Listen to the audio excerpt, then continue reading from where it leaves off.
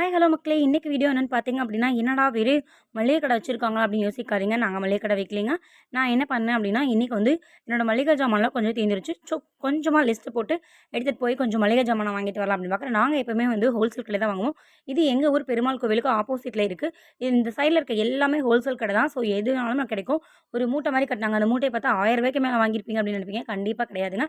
ரொம்ப கம்மியா தான் வந்துச்சு எனக்கு ரேட்டு நான் கடைசியில சொல்றேன்.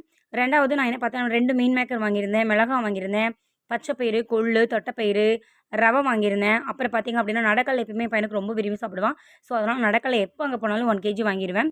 அப்புறம் பூண்டு வாங்கியிருந்தேன். ஸோ, இது மாரி எல்லாம் வீட்டுக்கு தேவையான கொஞ்சம் கொஞ்சம் மளிகை பொருளா கொஞ்சம் வாங்கியிருந்தேன். பார்க்கவே பார்த்தீங்க அப்படின்னா, ஒரு 15 பேக் மேல வாங்கியிருப்பேன். ஆனா, எனக்கு ரேட் வந்து வெறும் 600 அதாவது 550 தான் வந்துச்சு உண்மைய சொல்லணும்னா அப்படின்னா.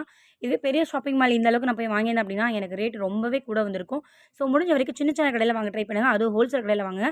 தேங்க் யூ ஃபார் வாட்சிங். டாட்டா பை பை.